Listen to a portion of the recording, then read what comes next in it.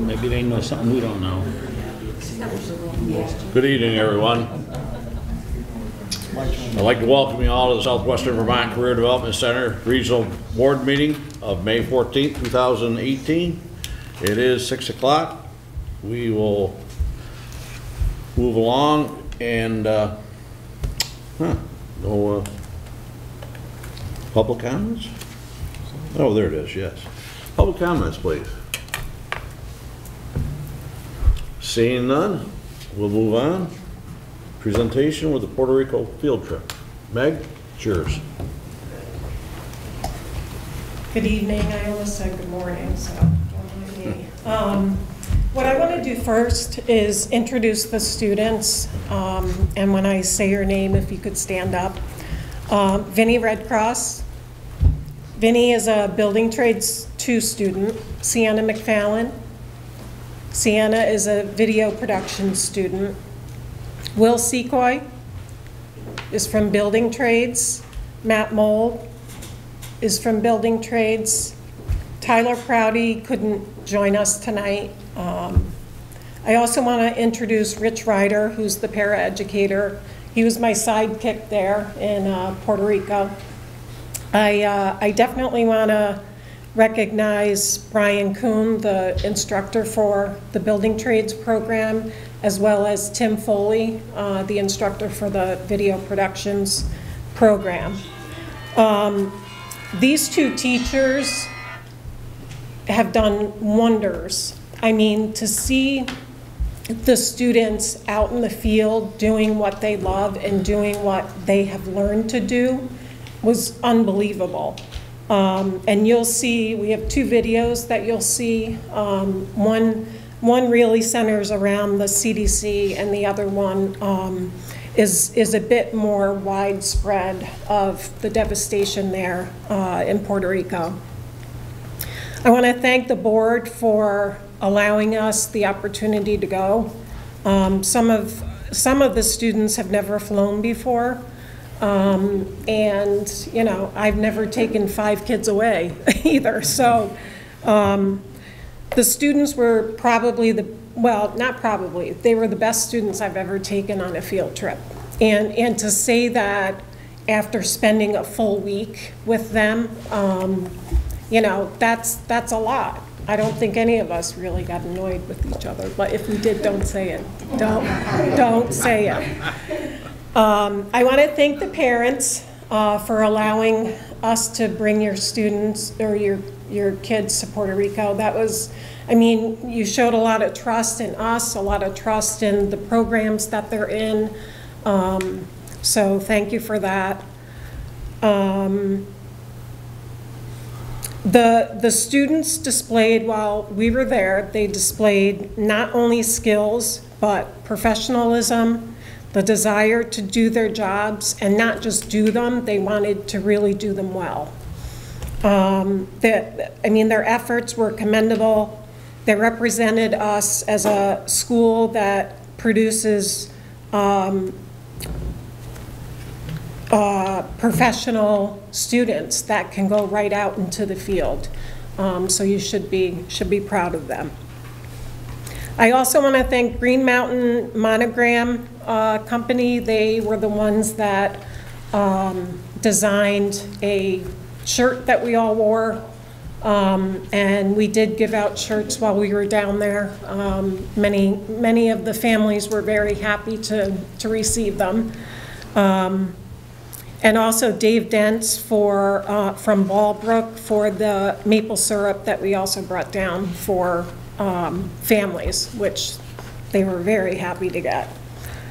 So the first video is going to be from Sienna, and well, the lights.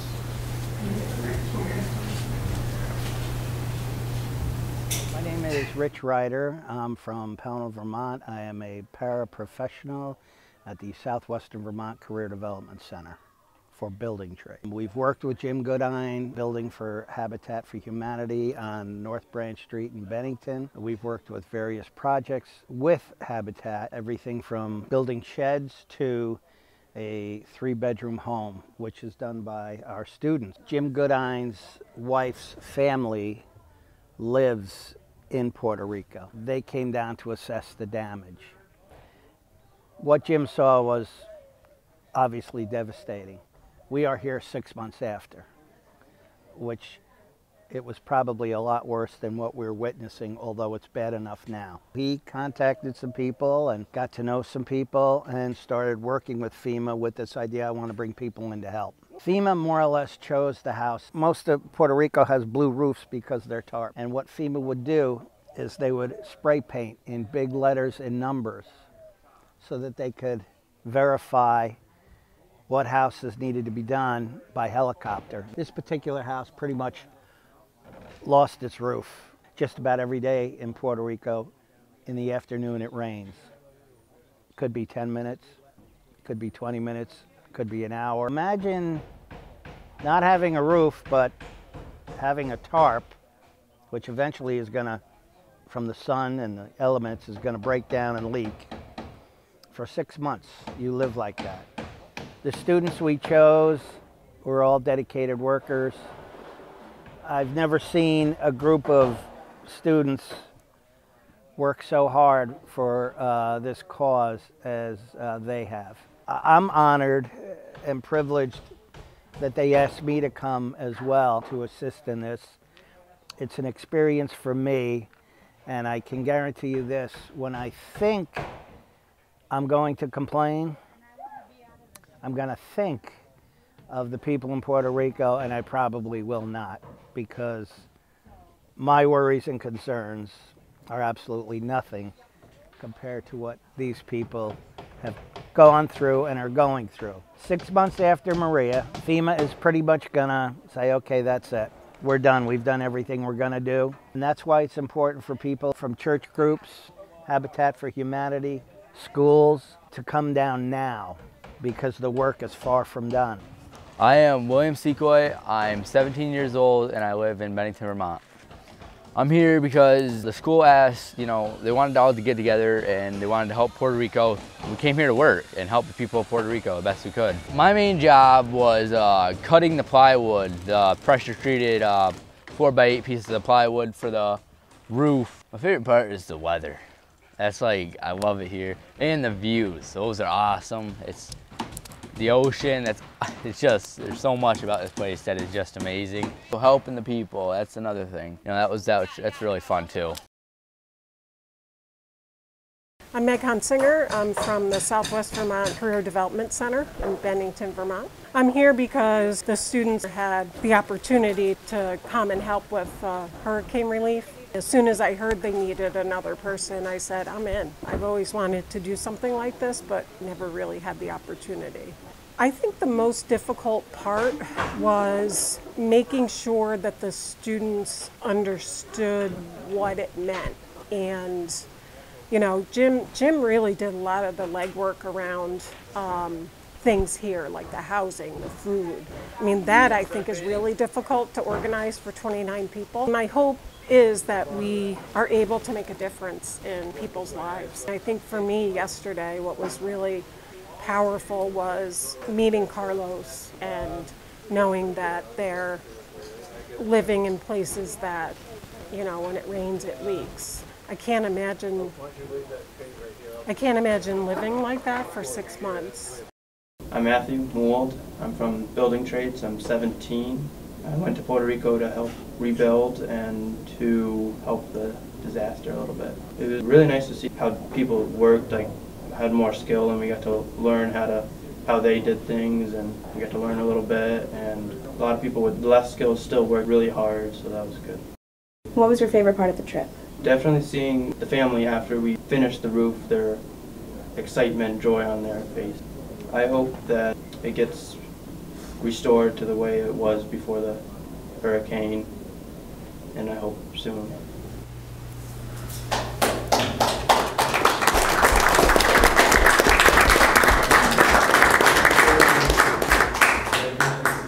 And then I think we'll run into the other video, and then if you have questions at the end, then we'll kind of go through those.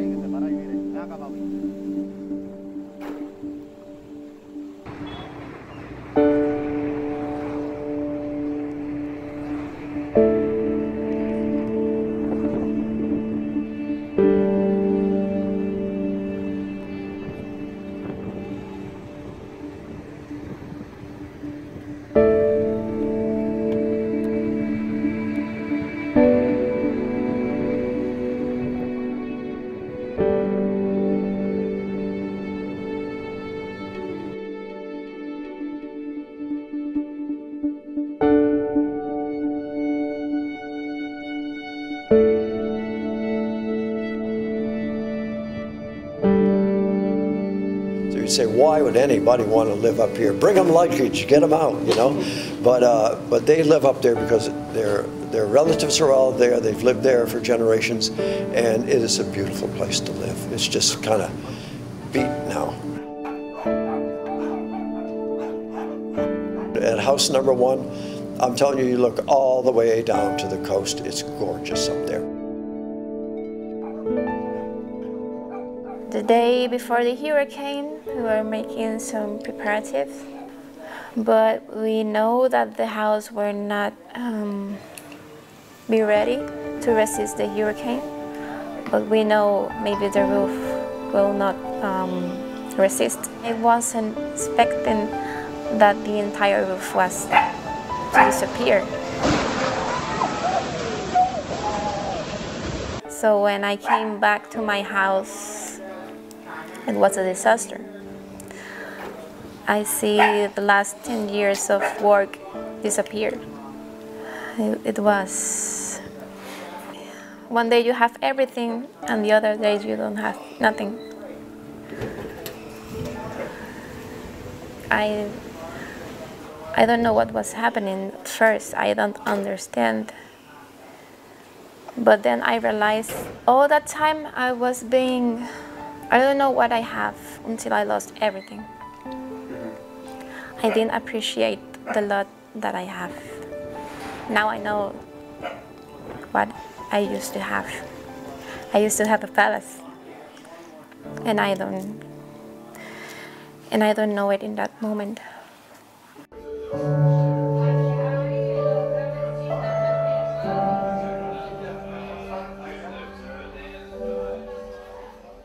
What we've got is house number 1, and this house had cathedral ceiling in part of it, flat ceilings in another part. Most of the cathedral ceiling blew off and all the other stuff is a mess. FEMA went up there and they put some temporary rafters on the half that completely blew off, and they put tarps over it. Been leaking like a sieve, and as we know, 6 months tarps don't hold up that long. It's a mess. We're going to take the entire roof off and replace it with 2x6 rafters and so forth. So house number 1, in the upstairs of that house, it had 2 residents. She has a 5-year-old son. The mother's attempting to live in the downstairs. You know, I'm Puerto Rican myself. I grew up with the culture around me in America, in my family. So as soon as I heard about Hurricane Maria and how it devastated Puerto Rico and how it just completely destroyed a lot of the island, I was heartbroken immediately. I'd never been here before, but I just had a weird sense of like a home away from home was kind of destroyed. The building trades and the CDC are going on this trip to go rebuild. They need a cinematographer from the CDC. Would you be interested? And immediately I was like, yes, yeah, I'm going. Carlos. What? Here you go, buddy. This is for you. Thank you. You're welcome. This will protect you and... It protects you? Yeah. How do you feel about that? Super good. Super good? Yeah.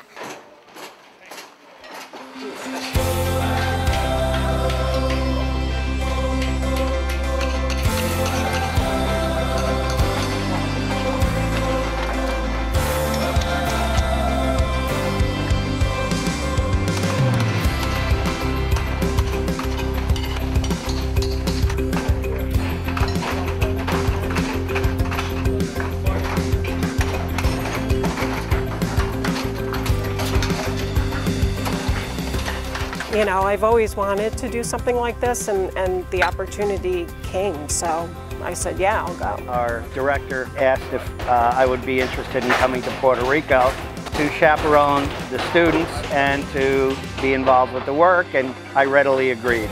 And so when Maria hit in Puerto Rico, we just knew we had to get down here, and we knew we had to wait for the right time. And as fate had it, I was able to connect with Jim, and the time worked out well, and we're down here. I knew that there wasn't a lot of help being given, and I have my spring break right now at school, and I felt like I wanted to be somewhere warm, but I also wanted to be doing something meaningful and not just sitting around at the beach, and so this was a good way to give back.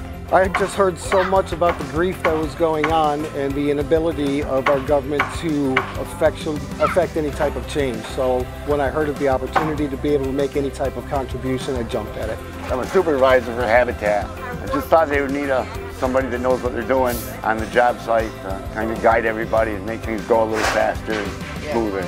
Very cool. So that's why I came. And if I don't do it now, then when am I going to do it? I have a sense of time marching on and needing to do this sort of thing. My son's mother-in-law, who's here with us, this is her third trip, and I decided if Sally could do it, I could do it. Plus, I learned a lot of Spanish in high school and in college, and I thought this would be a great opportunity for me to use it. And see how it looks from up here. Yep. So, it looks gorgeous.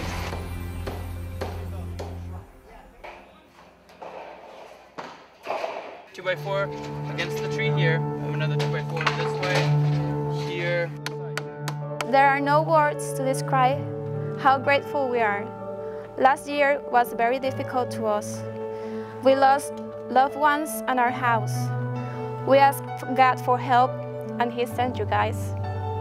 He sent a group of people who do not know us but taught us what is to give without expecting anything in return. We do not have too much to give you, just our gratitude, and always remember you as the angels that God sent us to help us. We will be very eternally grateful with you. We will never forget you.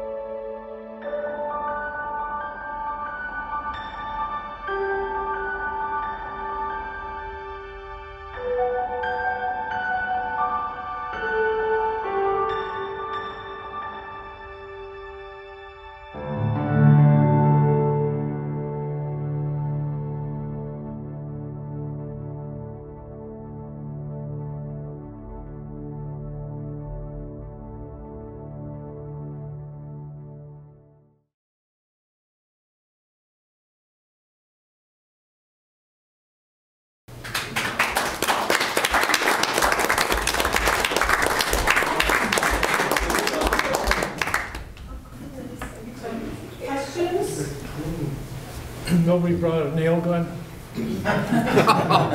There wasn't power probably to operate an air compressor. In that house, they did have some power. An electric drill or something. But we have to be careful as to what we plugged in, where we plugged in, without tripping breakers constantly. The rafters were, somebody mentioned 2x6. Is that because that was what was available, or is that the standard size for a rafter down there? Well, they don't have a snow load, so. Their biggest worry are storms. They don't have the load like 2 feet of snow or anything like that, so 2x6 is pretty much the standard. The 2-foot spacing to me was a little, wow, you know, whereas we do 16 on center. In some places it was 3 foot. Because they just have to worry about wind and rain and staying out of the tropical elements. But yeah, 2x6 is pretty much, and they're not doubled up either. They're just 2x6s. Yes, they did have purlins and a metal. Right, a purlin is a strapping that goes across, so it structurally puts it all together, so you can put your metal up on top of that. Believe it or not, it's pretty strong, as you can see by the video. There was nothing to have 10 or 12 guys up on that roof, and there weren't too many lightweights. No, they're pretty big. Other questions? It's just that it was nice to see the group represent Bennington so well. They did. We really appreciate it. Thank you. If I could just say one thing, there was a retired contractor who was part of the Habitat Humanity group, and every night we sat down, we had a meeting as to, after dinner, what went well, what didn't go well, and what are we going to do tomorrow. So everybody had a sense of direction. And in the middle of this gentleman stood up and he said, I just want you to know, he says, I no longer have my business, but if I did, I would not hesitate to hire any one of these students to be on my crew. He said, I am extremely impressed with their knowledge and the way they handle themselves, and he said, boy, what a lifesaver these guys were. So I was very proud of them.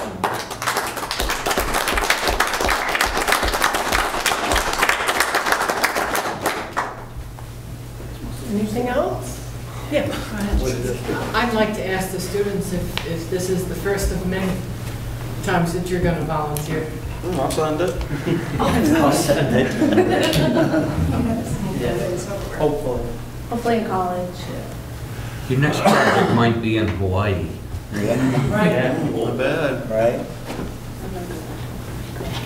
I'm going to work trip. It's like a. Anything else? Just thank you, darling. Go ahead, Edward.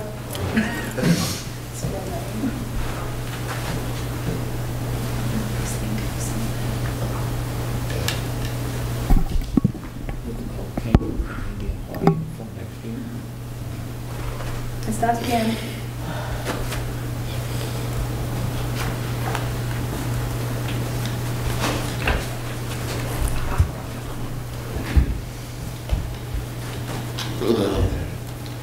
I'm really grateful to you guys. My heart goes out to you. I know how hard it is for the people that live on this side of Puerto Rico. They go yearly just saving, buying bricks and buying stuff to build their house. Just doesn't come like that. I know because I've lived there and I've been there. I'm a little emotional.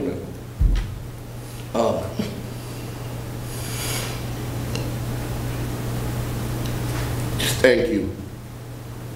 I mean, it really means a lot, not only to me, but to the people there. And I know you know it because you experienced it.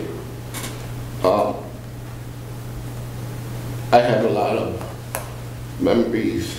My mother, my father, they come from there. I used to go every year to visit my father when he was alive. And with whatever little bit they have there, they build and build and try to make a better place for themselves to live. And they don't have much. I know the economy there and everything, going into politics, I don't want to go there. But these people work and they make under the minimum wage that we make here, under that.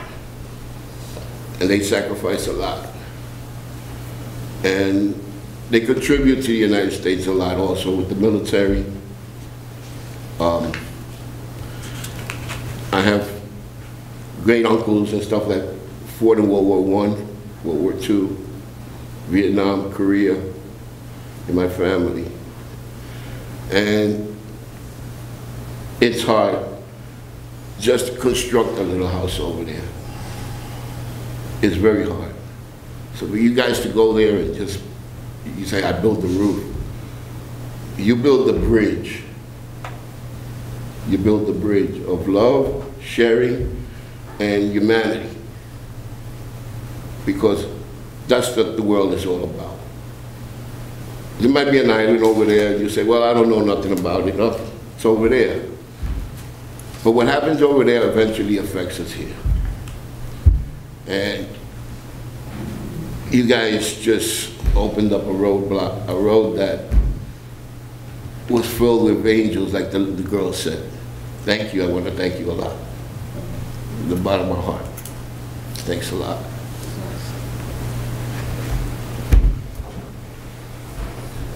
Is there anything we could have done to enhance what you were able to do down there? No, I mean, I think the beginning part was a little frustrating to all of us because of the lack of supplies that were readily available. I think all of us figured once we got down there we'd be working from sun up to sundown, and there were a couple days in the beginning that we were you know, we had no supplies, so. Building material issue. Building material, yes.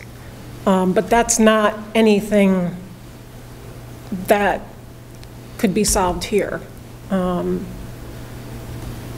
I think the board, you know, what you gave the students, myself and Meg, what you gave us, that opportunity to really reach out and help others, and such a learning experience for these young men. First of all, it's probably something they're never ever going to forget, and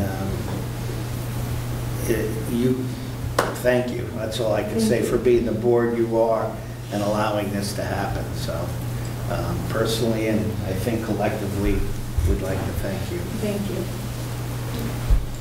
I think I can speak on behalf of the board, since I am the chairman, that you folks should be very, very proud of yourselves. And we are extremely proud of you. I tear up just thinking about it. It's very emotional. Thank you. Thank you very much. I will also say, if you guys don't mind, that so Jim Godin is still leading a fundraiser through the same group, and we are actually continuing to raise money for people in Puerto Rico. So we're actually still building roofs remotely by funding local contractors. So we're giving people jobs, even if it's for a few days at a time or a couple weeks at a time. So since, I don't know if all of you guys know this, but since the trip, we've actually been able to complete a couple more roofs with money that we've raised from Bennington through the fundraisers that Jim's leading. So the money is still flowing, and it's still flowing directly to Puerto Rico to buy materials, to buy tools, and to continue to employ people to make more repairs and put roofs over people's heads.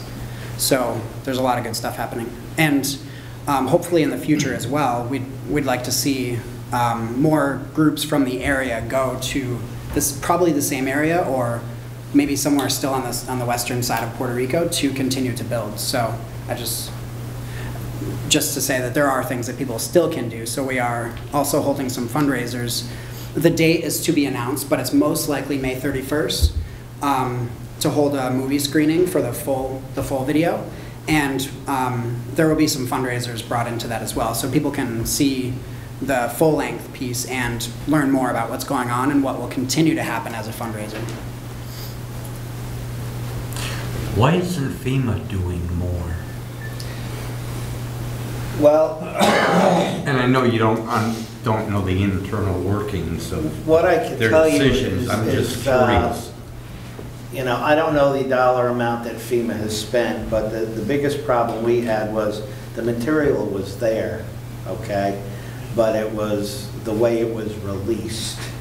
You had to go down to the dock. It was like being in a bakery with 100 people. You had to pull your ticket and wait till your number was called in order to get that material. I don't know that much about FEMA. Jim Godin could probably answer that better than any one of us could, but you know, it was a little frustrating in the beginning, but once we got what even the boys were excited. They were like, yeah, let's go, you know, and once we got the material, it was nonstop.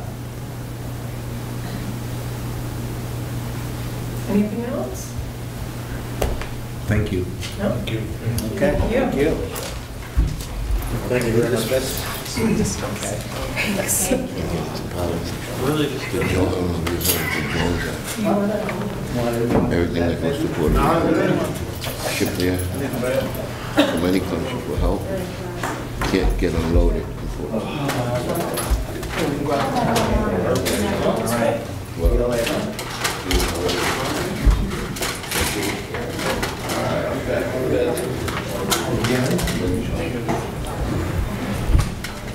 All right, I guess we can now move on with the regular part of the board meeting. We have the consent agenda. We have the minutes of the board meeting on April 9th, 2018. May I have a motion? So moved. Second. Motion made by Fran, seconded by John. Thank you, guys. Any discussion? You're welcome, sir. Thank you. Good night. Any discussion? Seeing none? Raise your right hand, please, to approve. Looks unanimous. Payroll warrants, number 26, number 1,044, number 27, number 1,046. May I have a motion? So moved. Second. Franny moved, John second. Any discussion? Seeing none, all in favor, right hand please. Raise your right hand. Unanimous. Vendor warrants, number 1043, 1045, 1047, 1048. May I have a motion? So moved. Second. Franny moved, Ken second. Discussion. Seeing none, please raise your right hand. Unanimous, it moves. In the drop box, you have the cash flow and you have your revenue and expenses. Committee reports, we did have one committee, and that was the executive committee for superintendent's evaluation, which we are going to go into executive session after this meeting to discuss. So we will speak no more on that. Action items. We have a nomination for the pre-law instructor. I'm going to ask Mike to move on and discuss that with us, please. Getting ahead of me. Okay. Sorry. All right. So in your Dropbox, first of all, I want to say I'm not used to this configuration. It's kind of hard to see people, but it is. It was well worth moving the tables this way to see what our students did. There's a nomination in your Dropbox for a new pre-law instructor. As you know, Bruce Lee Clark is retiring after many years of service to the district. We had 6 applicants. We interviewed 2 of the applicants. You see the interview team that was assembled there, the cross-section of folks here from the center. John comes to us with a background from Vermont Law School in South Royalton, also from NYU, a Bachelor's of Fine Art in Drama, and South Royalton High School. John currently is employed with the nonprofit organization Have Justice Will Travel. He's a staff attorney. Also formerly an attorney at Jacobs, McClintock, and Palmer Ellis, and internships both at the Royalton Legal Clinic and the Vermont Office of the Attorney General. John has served on the Pre-Law Advisory Committee for several years and is currently the board chair of the North Bennington Prudential Committee.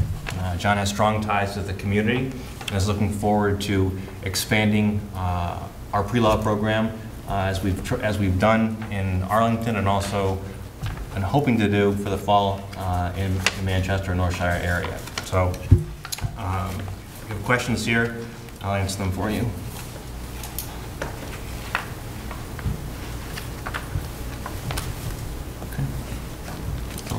That's it? Okay. May I have a motion to accept this nomination, please? So moved. Second.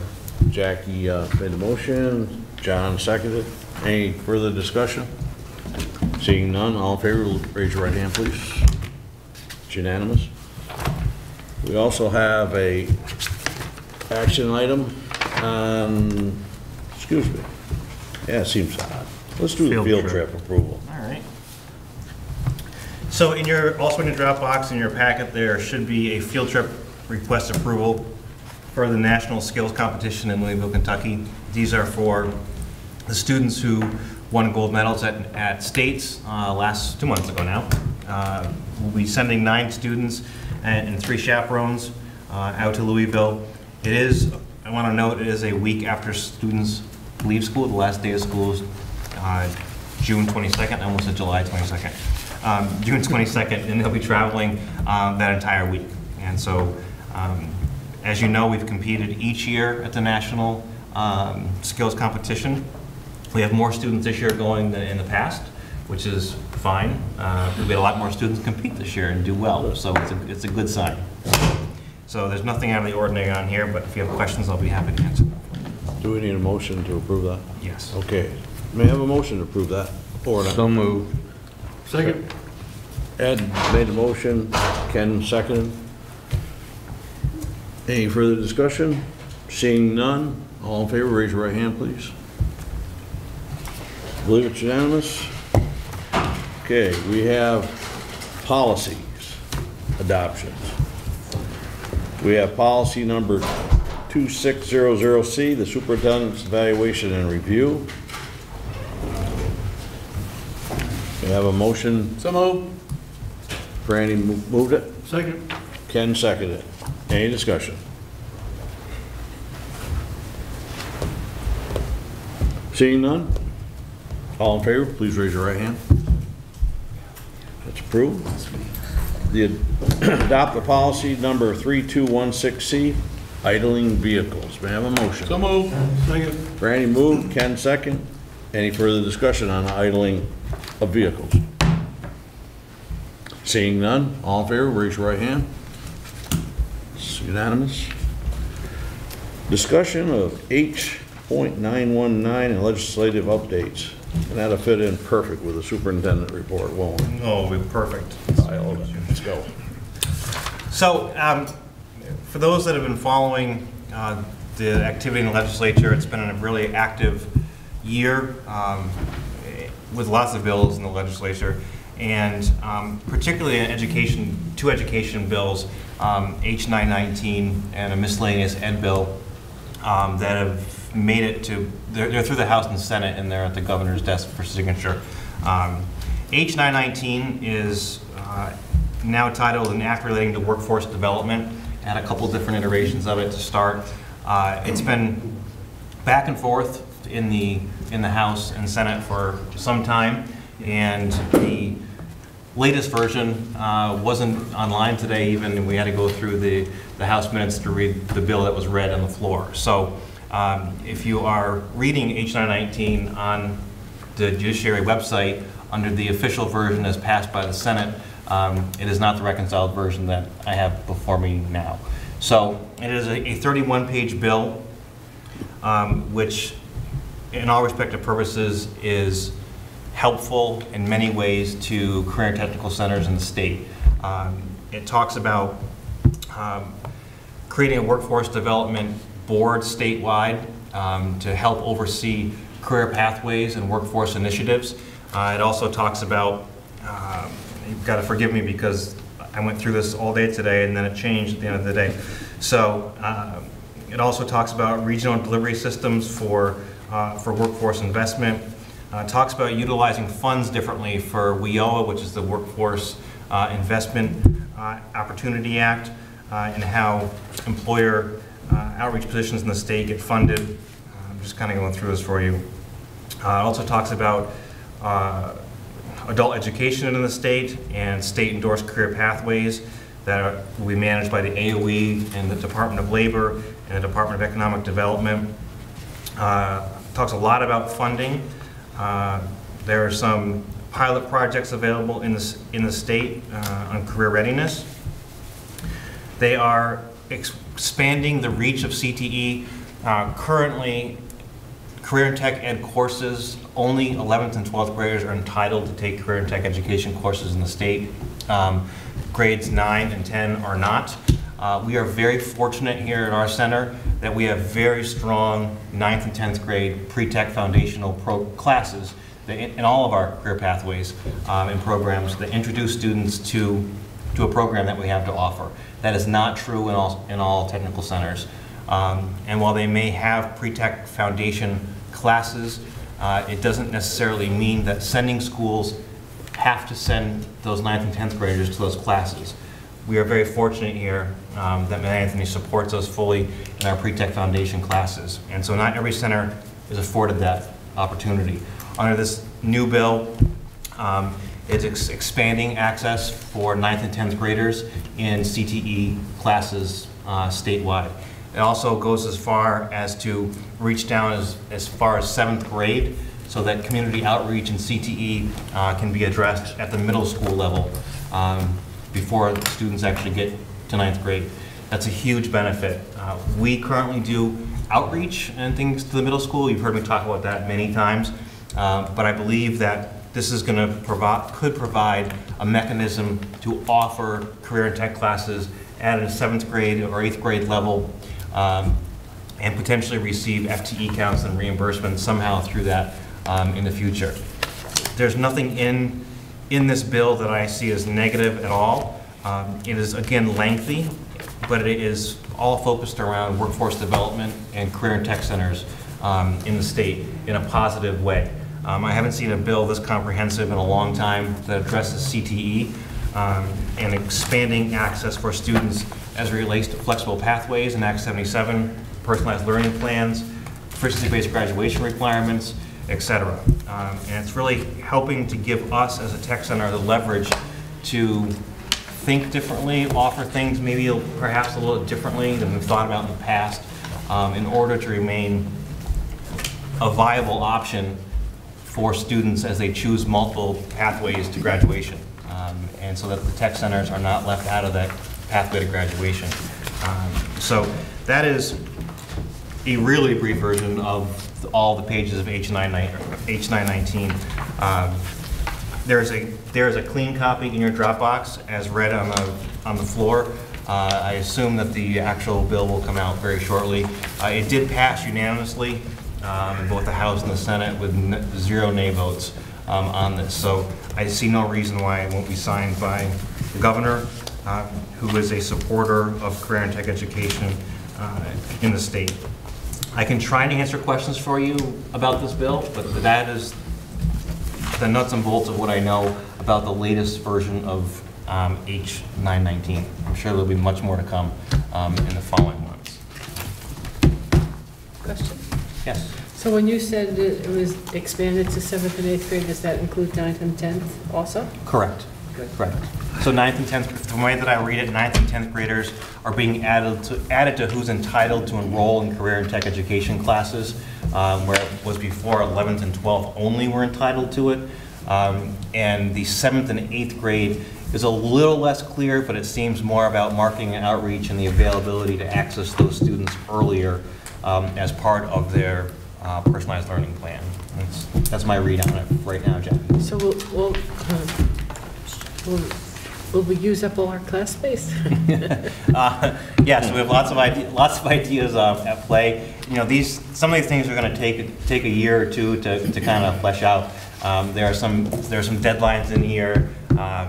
2020 seems to be the year of things that need to be reported back to the legislature and to the governor and things like that. So again, this has really been in works for a while, but this version was very different than what the proposed version was that we had all been working off of even as of this morning. So I was thinking that maybe, you know, like we go up to Arlington and we go up to hopefully Manchester this year, maybe the 7th and 8th grade classes could be done at the middle school. Well, that's what we're thinking. You know, particularly at least 8th grade, as an example, we can potentially offer, we'll call it after-school programming, although it wouldn't technically be that. For 8th graders, perhaps the Manchester Library, after the Bell Day at MEMS, Manchester Elementary and Middle School. There are a lot of opportunities that could come out of this legislation. It's just a matter of, you know, doing it well and doing it methodically and what's best for students in the region. And that certainly isn't jumping in with both feet necessarily without testing the waters first. So when and if this passes or gets signed, it's passed.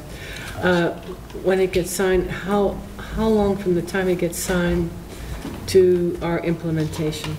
Well, I don't know where we're actually going. This is very new information, where we're going with all of this yet. The bill takes effect July 1st, 2018. I mean, the things that it doesn't allow for necessarily, schedules for next school year are set for the most part. Programming is set.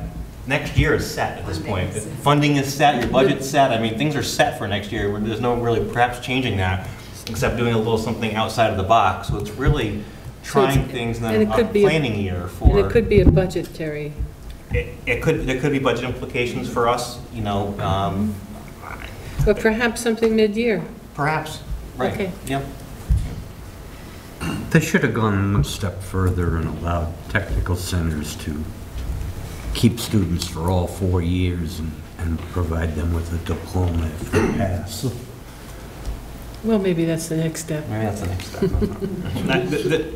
So this means like the machine shop could become a 4-year program instead of a 2-year program? No, not under the way that I read the provisions. It's just that it allows students, and we don't have the problem at our tech center, but some centers do, where 9th and 10th graders don't come to the tech center excuse me, because they're sending high schools won't send them for whatever reasons that will be. But this does not create a four-year academy model. Does it? No. Could it lead to that? It could. Will we ever be a diploma granting institution?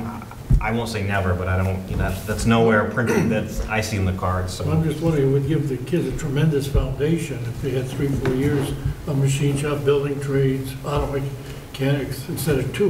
What we're fortunate again with here is that a lot of our students who are enrolled in our programs are at least with us for almost 3 years. Not all of them, but a lot of them come to us in 9th or 10th grade unofficially. You know, is not part of a career academy, if you will, but they spend at least 10th, 11th, and 12th grade with us. You know, we're fairly fortunate in that respect. And like I said, some centers do not have that opportunity for students, or students have that opportunity to attend. And now through this new legislation as part of it, students will have access to that. Again, like we said, although I don't know how that's going to impact centers for the next school year because budgets are set, things are set, but it does lay, I think, a nice groundwork going forward for students, and that's what it should be.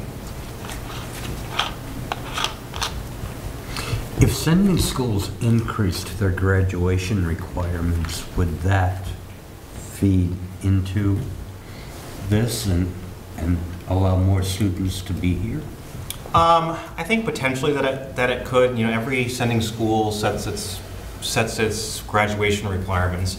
And some of those are going to be changing through proficiency-based PBGR, proficiency-based graduation requirements, as they kind of get staged in. So it's a complicated question to answer. Could it? Yes. One of the things that we see here at our center is that a lot of students under the current structure are able to obtain the majority of their credits by the first semester of their senior year. So it's hard at times to maintain enrollment second semester for our seniors because they've met, if you will, the graduation requirements of their home high school. And so that makes it difficult in some situations to retain students beyond our control because in their mind, they have done what they need to do to graduate high school. And that's really a mindset shift, I think. It's not just a reflection of a credit change or things like that. That's a cultural shift in the way we think about education. And you know, as there's more and more flexible pathways to graduation, that's why I said we need to remain viable as an option in those students' plans. And I think that this bill gives us some of those, a little bit of that leverage to help make it attractive to more students. Thank you. You're welcome. Any other discussion? Seeing none, you want to move on to the superintendent's report? Or Well, have you done that? I've done most of it tonight. Okay. I'm trying to keep it short because we have the Puerto Rico presentation. I know that the board has executive session tonight for an evaluation. I did want to mention one other, there's a lot of legislative updates, we could be here for a week. But the other one that is pertinent to the open meeting law and executive session is signed on April 11th, could be the 13th, I think it's the 11th. There was a provision made and a change made to the reasons for it to go into executive session, and it was signed on April 11th by the governor with the one addition of being able to go into executive session to discuss school safety and safety procedures and what we do around school safety. So that's a big shift from what it was a month ago, that we can now do that and warn it properly and go into executive session and speak about it openly about what we do. So I think that is certainly a change given the current culture and events that have been existing in our society, and allows us to do that. And it's unfortunate that that has to be a piece of legislation that gives a board authority to go talk about school safety. It just seems ironic, but I want to let you know about that. So, and the last thing, I was trying to get the attention of during the Puerto Rico presentation, and I just wanted to say that I myself had a hard time watching, not a hard time, it's a difficult time, as more of rewarding to see what our students were able to do in a place that needed a lot of help. And I too welled up more than once and almost had to leave to get some tissues for myself. I think that I'm very proud, and you should be very proud of these students, the group that went down there as a whole, our community, our programs, and be all proud of yourselves for allowing this trip to happen. I know the students said thank you, parents said thank you, the community says thank you. I want to say thank you. And as difficult as jobs are in education, and this job, it is very rewarding and a reminder of what we do in education for our students, and particularly what we do in career and tech education and how we change lives in what we do in our facility. We may not see it every day or recognize it every day, but those students, like Meg mentioned, and many others, had never set foot on a plane before. And while they didn't tell you all their tales of woe to get down there, it was a lot of nerves and a lot of travel and a lot of uncertainty and a lot of moving parts, even though the ones we knew were set changed when they got there. And for me, that caused a lot of angst, but I know that from photos and the video today were very inspiring and a reminder of what we do. And I just want to say thank you to the community, to the students, and again to the board for supporting this initiative that was brought forward by Jim Godine and executed by a lot of people, both internally and externally. And I don't want to start a list of thank yous because I don't want to miss anybody, because the list is very long. So I'm saying a blanket thank you to people because I don't want to leave anybody out. And that will conclude my report tonight. Thank you, Mike. We don't have anything that says other comments, but I'm going to ask, is there any other comments by any of the board members? We could add that Jim Goodine, who helped organize this Puerto Rico trip, once upon a time was on this board. He was once upon a time the chair of this board, wasn't he?